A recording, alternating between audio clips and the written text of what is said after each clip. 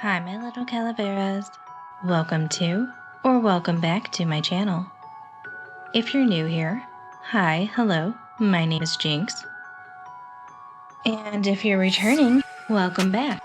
So today I have a tale about therapy and what could happen if you go to the wrong therapist. So if you're ready to hear this creepy tale, sit back, relax, and let's enjoy this story together.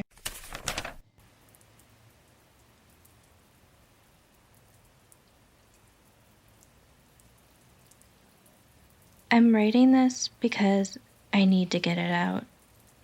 I don't know what this is exactly. A warning? A record? Proof I exist? Maybe just a way to convince myself that I'm not losing my mind.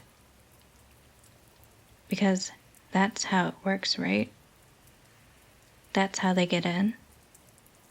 Not with violence. Not with knives.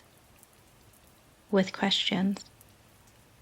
With the slow unraveling of things you thought were solid. I started therapy a while back after a rough breakup. Classic stuff. Panic attacks, shame spirals. Waking up at 3 a.m., convinced no one would ever love me again. Dr. N was recommended by a friend. Said he was calm, unusually perceptive. That turned out to be true. Too true. He looks the part. Mid-40s, soft voice, kind eyes. Beard like a high school philosophy teacher. The office was beige and quiet. Just a ticking clock and a faint smell of something herbal. Not flowers. Something older. Something like you'd find in a drawer that hadn't been opened in decades. At first, he was exactly what I needed.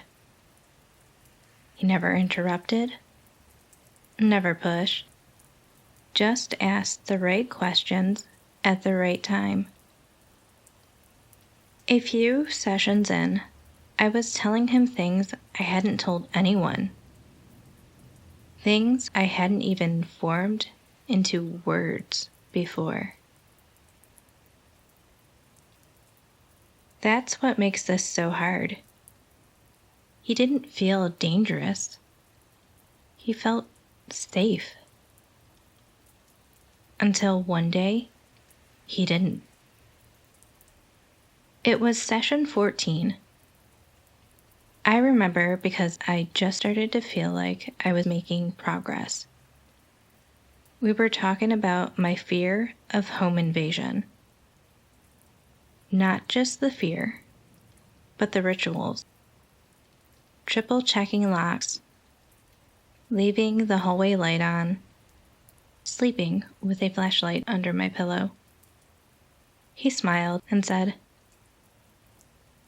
"You know, I keep a copy of every client's house key." He said it lightly, like a joke. I stared at him. He smiled again. "Just kidding." But there was a pause after that. The kind of silence that doesn't land right. Like he was watching to see how much I believed him. I laughed awkwardly and said something like, "Guess I better start locking the windows too." He didn't reply. Just wrote something down for the first time ever in our sessions. I should have walked away then. Over the next few weeks, little things started happening at home. At first, I thought I was just being forgetful. I'd come home and my shampoo bottle would be in the wrong place. Not fallen, just rotated. The lid unscrewed a little. Once, my toothbrush was damp at 3 p.m. I hadn't been home since morning. Another time, the fridge door was open just a crack. Nothing missing, nothing spoiled. Just open. It never escalated. Nothing loud. Nothing obvious. Just in the small details. I started testing it. Taped a single hair across the crack of my bedroom door. Sprinkled talcum powder by the entryway. Left a glass of water on the counter. And measured the meniscus. I didn't tell anyone. Not even Dr. N. I wanted to be sure. The hair would be gone. The powder scuffed. The water level lowered by millimeters. So I changed the locks. Bought a triple deadbolt system, self-installed. I didn't tell my landlord. Didn't write it down. Didn't even mention it out loud in my apartment. Next session, he smiled and said, "Feeling safer at home now?" That was the last time I saw him. I stopped showing up, ignored his calls, blocked the clinic number. I thought I was done. But a week later, he emailed me. "Noticed you've been distant. Just checking that you're safe at home." There it was again. That phrase. Safe at home. I moved the next month. New suburb. New number. Didn't tell my friends the address. Scrubbed myself off every online listing I could find. Bought blackout curtains and a door jammer. I even covered the peephole with tape. It worked. For a while. Then yesterday, I checked my letterbox. Inside was a plain white envelope. No name, no stamp, no return address, just my unit number and block letters. My new unit number, one I never gave out. Inside the envelope was a single key. My key, taped to a sheet of blank paper, and written underneath in tiny, careful handwriting. "You forgot to give me your spare." I haven't gone to the police. What would I even say? My ex-therapist mailed me my own key, and I'm scared he exists? They'd ask me how he got the address.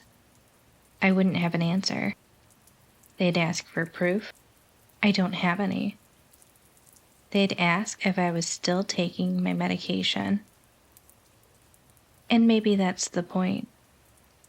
Because I think this was never about therapy. It was about access, conditioning, compliance. I thought the sessions were for healing. But now, I think they were rehearsals. Every question was a prompt. Every silence was a test. Every joke was a blueprint. And when I finally stopped showing up, it didn't stop him. It activated him. Since the envelope arrived, small things have started again. The blinds shift positions. A spoon I never used ends up in the sink. My razor was slightly damp in the morning. Once, I woke up and the light in the closet was on. I haven't opened that door in weeks. Last night, I was going through my drawer and found something that wasn't mine. A folded piece of paper between receipts and an expired coupon.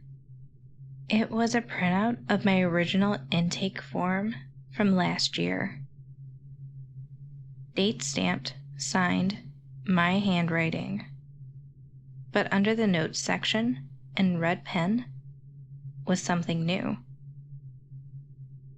Client case file number 0042. Complete acquisition. Progress 92%. Do not interrupt cycle. And then, scribbled beneath it in shaky black ink, my own handwriting, but wrong, like I'd written it in a dream. I consent. That's not how this ends. It's how it was meant to end. I thought I escaped him. But now, I think the only reason I still exist is because he's not finished yet. And tonight, as I write this, I just heard something in the hallway. Not a creak, not a thump. A click. Deliberate. Mechanical. A key turning in the deadbolt. Hi, my little calaveras. If you made it to the end of this video, thank you so much. If you haven't already, don't forget to subscribe. Also, like, comment, share, all the good things. This week's story, I figure, what about a story that, you're trying to do the good thing, get help, and work on yourself, and it just completely backfires, because what's more creepier than that? And especially not being able to, have proof and stuff. Definitely feel like stories like this are like a new fear unlocked. Like we need any more these days. As always, don't forget in the description, I have my socials linked as well as my Gmail in case you want to send me a story to possibly be read here. I also have my Reddit, so don't forget about that as well. And yeah, I'm starting to ramble, so I'm going to go ahead and go. But before I go, remember, my little calaveras, don't let anyone or anything steal your light. Check under your bed at night. And until next time, bye.